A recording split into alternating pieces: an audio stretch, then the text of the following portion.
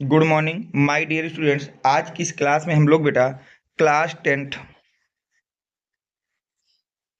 विज्ञान में जीव विज्ञान के मोस्ट इंपॉर्टेंट 10 क्वेश्चनों को देखेंगे बेटा। ऐसे क्वेश्चन मैं आज की सीरीज में लाया हूं आपके लिए बेटा, जो हर साल पेपर में जरूर पूछे जाते हैं। इसलिए इन क्वेश्चनों को आपको इस साल भी तैयार करके जाना है, क्योंकि इस साल भी यही क्वेश्चन आपसे बोर्ड में पूछे जाएंगे। वो क्वेश्चन कौन कौन से हैं उनको मैं बता रहा हूँ। जो भी बच्चा है जिसको किसी भी तरह का डाउट आ रहा है स्टडी से लेकर, वो बच्चा अगर नोट्स नहीं है, पेपर नहीं मिल रहा है, किसी क्वेश्चन का आंसर नहीं मिल रहा, तो आप मेरे व्हाट्सएप नंबर 7880960882, ये मेरा व्हाट्सएप नंबर है। इस नंबर के थ्रू आप मुझसे कांटेक्ट करके पूछ सकते हैं। अब हम चलते हैं अपने क्वेश्चनों में। कौन कौन से ऐसे क्वेश्चन हैं जो हमको तैयार करने हैं बोर्ड के लिए, उनकी बात कर लेते हैं। पहला क्वेश्चन, मनुष्य के प्रत्येक जबड़े में अग्र चर्वणक दांतों की संख्या बताइए तथा इनके कार्य लिखना है। मनुष्य के प्रत्येक जबड़े में कितने अग्र चर्वणक दांत होते हैं और उनकी संख्या बताइए। उनकी क्या बताना बेटा? संख्या। तथा इनके कार्य क्या होते हैं। 2012 में बोर्ड ने पूछा है और इस साल के लिए मोस्ट इंपॉर्टेंट क्वेश्चनों की कैटेगरी में इसको रखा गया है। देखते हैं बेटा इसका आंसर कैसे आप लिखेंगे। मनुष्य के प्रत्येक जबड़े में चार चार अग्र चर्वणक दांत पाए जाते हैं। प्रत्येक जबड़े में कितने अग्र चर्वणक है बेटा? चार। अग्र चर्वणक दांतों का कार्य क्या होता है? ये दांत भोजन को कुचलने, चबाने या पीसने का कार्य करते हैं। ये दांत क्या करते हैं बेटा? भोजन को कुचलने, चबाने या पीसने का कार्य करते हैं। चलते हैं क्वेश्चन नंबर 2 में। वो हमको क्या है? क्वेश्चन नंबर 2 कह रहा है बेटा, मनुष्य में पाए जाने वाले दांतों के प्रकार तथा उनके कार्यों का वर्णन कीजिए। मनुष्य में पाए जाने वाले दांतों के प्रकार तथा उनके कार्यों का वर्णन करना। 2016 में बोर्ड ने पूछा है और इस साल के मोस्ट इंपॉर्टेंट क्वेश्चनों की कैटेगरी में इसको रखा गया है। कौन सा है बेटा? देखिए अब इसका आंसर कैसे लिखेंगे। सबसे पहले पूछ रहा है मानव में पाए जाने वाले दांतों के प्रकार, फिर उनके कार्य। तो देखिए, मनुष्य के दांत चार प्रकार के होते हैं। मनुष्य के दांत कितने प्रकार के होते हैं बेटा? चार प्रकार के होते हैं। कौन कौन से? छेदक दांत, रदनक दांत, अग्रचर्वणक दांत, चर्वणक दांत। तो मनुष्य के दांत होते हैं चार प्रकार के: छेदक दांत, रदनक दांत, अग्रचर्वणक दांत और चर्वणक दांत। अब इनके कार्यों की बात कर लेते हैं। छेदक दांत, ये दांत धार वाले होते हैं, ये तेज धार वाले दांत होते हैं। ये छैनी जैसे चौड़े होते हैं। ये छैनी जैसे क्या होते हैं बेटा? चौड़े होते हैं। इन्हें कृंतक दांत भी कहा जाता है। जो छेदक दांत है इन्हीं को हम लोग क्या बोलते हैं बेटा? कृंतक दांत भी कहते हैं। मनुष्य के 8 दांत छेदक दांत होते हैं और मनुष्य के जबड़े में कितने होते हैं बेटा? 8 दांत छेदक होते हैं। प्रत्येक जबड़े में 4 छेदक दांत पाए जाते हैं और एक जबड़े में कितने होते हैं बेटा? 4 होते हैं। इनका कार्य की अगर मैं बात करता हूं, तो छेदक दांत का कार्य, ये दांत भोजन को पकड़ने, काटने या कुतरने का कार्य करते हैं। इनका कार्य क्या है बेटा? भोजन को पकड़ने, काटने या कुतरने का कार्य करना इनका कार्य है। अगला है बेटा रदनक दांत। रदनक दांत क्या होते हैं? उनको देखिए, ये दांत नुकीले होते हैं। ये दांत कैसे होते हैं बेटा? नुकीले होते हैं। प्रत्येक जबड़े में इनकी संख्या 2 होती है। प्रत्येक जबड़े में कितनी होती है बेटा? 2। मनुष्य में इन दांतों की संख्या 4 होती है। इन्हें भेदक दांत भी कहा जाता है। जो रदनक दांत है इन्हीं को हम लोग बेटा भेदक दांत भी कहते हैं। टोटल 4 दांत होते हैं और प्रत्येक जबड़े में कितने होते हैं बेटा? 2 होते हैं। कार्य की बात की जाए तो ये दांत भोजन को चीरने या फाड़ने का कार्य करते हैं। तो ये दांत क्या करते हैं बेटा? भोजन को चीरने या फाड़ने का कार्य करते हैं। अब हम चलते हैं तीसरे दांत में बेटा, अग्र चर्वणक दांत। ये दांत किनारे पर चपटे, चौकोर व रेखादार होते हैं। ये दांत कैसे होते हैं बेटा? किनारे पर चपटे होते हैं, चौकोर होते हैं, व रेसेदार दांत होते हैं। वो कैसे होते हैं बेटा? रेसेदार दांत होते हैं। इनके अगर हम लोग कार्यों की बात करें तो ध्यान से देखना,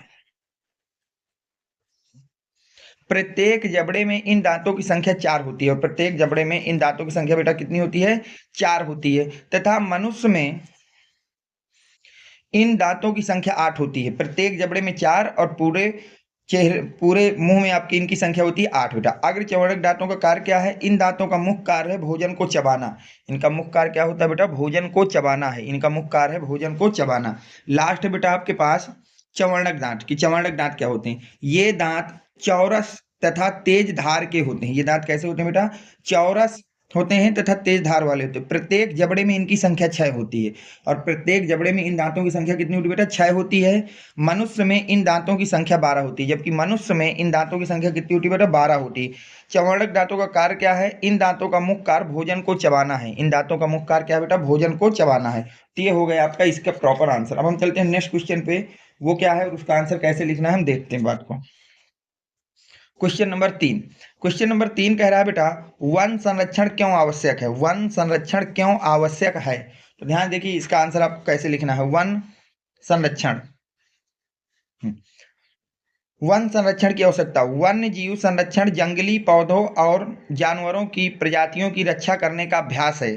तो वन्य जीव संरक्षण जो है वो बेटा जंगली पौधों तथा जानवरों की जो विभिन्न प्रजातियां हैं उनको बचाए रखने का एक अभ्यास किया जा रहा है। बाढ़, आग, नए रेगिस्तान और सूखे को रोकने के लिए ये आवश्यक है, ताकि बाढ़ ना आए, आग ना लगे, नए रेगिस्तान न बने, सूखा ना कहीं पड़े। इन सबको रोकने के लिए जरूरी है कि हम वन का संरक्षण करें। वन्य जीव संरक्षण का मुख्य उद्देश्य यह सुनिश्चित करना है कि वन में जीवों के आवास संरक्षित रहें, ताकि वन्य जीव तथा अन्य जो हमारी आने वाली पीढ़ियां हैं उसका आनंद ले सकें। उनका क्या ले सकें बेटा? आनंद ले सकें। ये आपका हो गया वन संरक्षण की आवश्यकता। चलते हैं क्वेश्चन नंबर 4 में। क्वेश्चन नंबर 4 क्या कह रहा है? वयस्क मनुष्य के दंत सूत्र का उल्लेख कीजिए। वयस्क मनुष्य के दंत सूत्र का आपको क्या करना है बेटा? उल्लेख करना है। 2018 में बोर्ड में पूछा जा चुका है क्वेश्चन, और इस साल के लिए मोस्ट इंपॉर्टेंट क्वेश्चनों की कैटेगरी में इसको रखा गया है कि वयस्क मनुष्य का दंत सूत्र क्या होता है। तो ध्यान से देखिए बेटा, ऊपरी जबड़े के आधे भाग व निचले जबड़े के आधे भाग में मौजूद दांतों की संख्या को दंत सूत्र कहते हैं।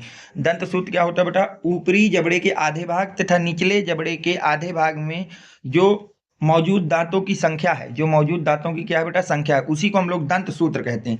एक वयस्क मनुष्य के प्रत्येक जबड़े के आधे भाग में, कोई वयस्क मनुष्य है उसके प्रत्येक जबड़े के आधे भाग में बेटा 2 कृंतक, 1 रदनक, 2 अग्रचर्वणक और 3 दांत दाढ़ होते हैं। 3 दांत क्या होते हैं बेटा? दाढ़ होते हैं। इसलिए मनुष्य के लिए दंत सूत्र हो जाएगा 2 1 2 3, ये ऊपर का जबड़ा हो गया, 2 1 2 3 ये नीचे का जबड़ा हो गया, 2 कृंतक, 1 रदनक, 2 अग्रचर्वणक और 3 दाढ़ के दांत। ये आपका सूत्र हो गया 21 23। ठीक है, चलते हैं क्वेश्चन नंबर 5 में। देखिए वो क्या कह रहा है, उसकी बात कर लेते हैं।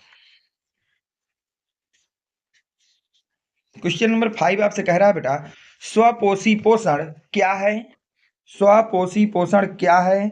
उदाहरण देकर संक्षेप में समझाइए। उदाहरण देकर संक्षेप में क्या करिए बेटा? समझाइए कि स्वपोषी पोषण क्या है। स्वपोषी पोषण क्या है? तो देखिए इसका आंसर आप कैसे लिखेंगे बेटा? स्वपोषी पोषण, पोषण की वह विधि जिसमें जीव अपना भोजन प्रकाश संश्लेषण क्रिया के द्वारा बनाता है, उसे स्वपोषण कहते हैं। स्वपोषी पोषण का मतलब क्या होता है बेटा? पोषण की वह प्रक्रिया या वह विधि जिसमें जीव अपना भोजन प्रकाश संश्लेषण की क्रिया के द्वारा बनाते हैं, उसे स्वपोषण कहते हैं। तथा ऐसे जीवों को स्वपोषी जीव कहते हैं। और जो जीव इस प्रकार का पोषण करते हैं उन जीवों को हम लोग क्या बोलते हैं बेटा? स्वपोषी जीव बोलते हैं। उदाहरण के लिए हरे पेड़ पौधे, शैवाल आदि। क्वेश्चन नंबर 6 की बात करते हैं बेटा कि 6 में क्या पूछा जा रहा है। क्वेश्चन नंबर 6 कह रहा है बेटा, यदि जिह्वा के पश्च भाग की स्वाद नलिकाएं नष्ट कर दी जाएं, यदि जिह्वा के पश्च भाग की स्वाद नलिकाएं जो है उनको नष्ट कर दिया जाए तो मनुष्य कलिकाएं नष्ट कर दिया जाए तो मनुष्य को किस स्वाद का अनुभव नहीं होगा? यदि जीवा के पश्च भाग की स्वाद कलिकाओं को क्या कर दिया जाए बेटा? नष्ट कर दिया जाए तो मनुष्य को कौन सा स्वाद है जिसका अनुभव नहीं होगा? ये 2007 का क्वेश्चन है बेटा, बोर्ड में पूछा हुआ, और इस साल के लिए मोस्ट इंपॉर्टेंट क्वेश्चनों की कैटेगरी में इसको रखा गया है। अब हम बात करते हैं बेटा इस क्वेश्चन का आंसर क्या आप लिखेंगे। तो देखिए, जिह्वा के अलग अलग भागों में अनगिनत सूक्ष्म स्वाद अंकुर होते हैं।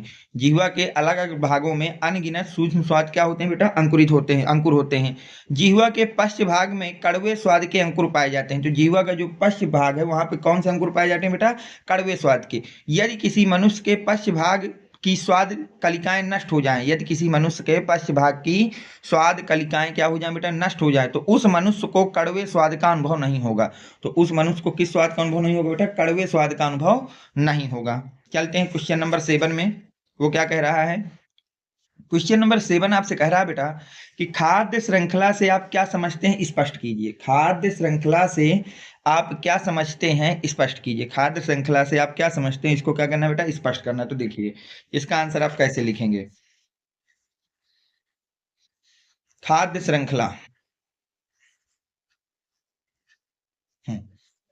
किसी परितंत्र में उत्पादक से उच्च उपभोक्ता तक खाद्य पदार्थों के स्थानांतरण के क्रमबद्ध प्रभाव पथ को खाद्य श्रृंखला कहते हैं। खाद्य श्रृंखला क्या है बेटा? किसी परितंत्र में उत्पादक से, कहां से बेटा? उत्पादक से लेकर उच्च उपभोक्ता तक खाद्य पदार्थों का जो स्थानांतरण होता है, इसी का जो क्रमबद्ध प्रभाव का पथ होता है, उसे हम लोग खाद्य श्रृंखला कहते हैं। परितंत्र की खाद्य श्रृंखला जितनी बड़ी होती है, उस परितंत्र में ऊर्जा प्रवाह के समय ऊर्जा ह्रास उतना ही अधिक होता है। परितंत्र में खाद्य श्रृंखला जितनी लंबी होगी, उसमें परितंत्र में ऊर्जा के प्रवाह के समय ऊर्जा का ह्रास भी उतना ही अधिक होगा। यदि श्रृंखला मुख्य रूप से जीवों के बीच भोजन के संबंध को दर्शाने वाला एक अनुक्रम है, और बड़ी मोटी मोटी भाषा में बात कही जाए बेटा, तो खाद्य श्रृंखला कुछ नहीं है। खाद्य श्रृंखला क्या है बेटा? कि जीवों के बीच भोजन के संबंध को दर्शाने वाला एक अनुक्रम होता है। यह एक रैखिक श्रृंखला होती है जिसमें एक जीव दूसरे जीव को अपना भोजन बनाता है। एक जीव दूसरे जीव को अपना क्या बनाता है बेटा? भोजन बनाता है। उदाहरण के लिए, जैसे घास को खाता है टिड्डा, टिड्डा को खाता है मेढक, मेढक को खाता है सांप, और सांप को खाता है बाज। तो ये आपकी एक खाद्य श्रृंखला हो गई। इतना आपको इसमें लिख देना है। अब चलते हैं नेक्स्ट क्वेश्चन पे, कि नेक्स्ट क्वेश्चन आपसे क्या कह रहा है और उसका आंसर कैसे हम लोग देंगे। देखिए नेक्स्ट क्वेश्चन कह रहा है बेटा, खाद्य श्रृंखला से आप क्या समझते हैं? वो तो हो गया, सॉरी। रसांकुर कहाँ स्थित है, इनका क्या महत्व है? रसांकुर कहाँ स्थित है, इनका क्या महत्व है, आपको ये बताना है। तो ध्यान से देखिए बेटा, रसांकुर, रसांकुर छोटी आंत के शेषांत्र भाग में पाए जाते हैं। रसांकुर कहाँ पाए जाते हैं बेटा? छोटी आंत के शेषांत्र भाग में पाए जाते हैं। अगर हम इनके महत्व की बात करें, अगर हम इनके किसकी बात करें बेटा? महत्व की बात करें, तो रसांकुर आंत के अवशोषण तल की अवशोषण क्षमता को लगभग 10 गुना बढ़ा देता है। जो आपके रसांकुर होते हैं, ये आंत की जो अवशोषण तल की अवशोषण क्षमता होती है, उसको कितने गुना बढ़ा देता है बेटा? 10 गुना बढ़ा देता है। रसांकुर पचे हुए भोजन से पोषक तत्वों के अवशोषण में सहायक होते हैं। और दूसरी बात याद रखना है कि जो रसांकुर होते हैं, ये पचे हुए भोजन से पोषक तत्वों के अवशोषण में भी बहुत ज्यादा सहायक होते हैं। चलते हैं बेटा नेक्स्ट क्वेश्चन नंबर 9 क्या कह रहा है? जनन स्वास्थ्य पर एक टिप्पणी लिखिए। जनन स्वास्थ्य पर एक क्या लिखना है बेटा? टिप्पणी लिखना है कि जनन स्वास्थ्य क्या होता है। ध्यान से देखिए बेटा, जनन स्वास्थ्य, जनन स्वास्थ्य का अर्थ है जन्म से सभी पहलुओं जैसे शारीरिक, भावनात्मक, व्यवहारिक, सामाजिक तथा प्रजनन व यौन संबंधित जानकारी व चिकित्सा उपलब्ध कराना होता है। जैव स्वास्थ्य का मतलब क्या होता है बेटा? जन्म के सभी पहलुओं जैसे शारीरिक, भावनात्मक, व्यवहारिक, सामाजिक एवं प्रजनन या यौन संबंधित जानकारियों के लिए चिकित्सा उपलब्ध कराना होता है। मानव जनन स्वास्थ्य का उद्देश्य जनन एवं यौन संचारित रोगों से संबंधित रोगी की देखभाल तथा परामर्श, व्यक्तिगत संबंध तथा जीवों में सुधार लाना है।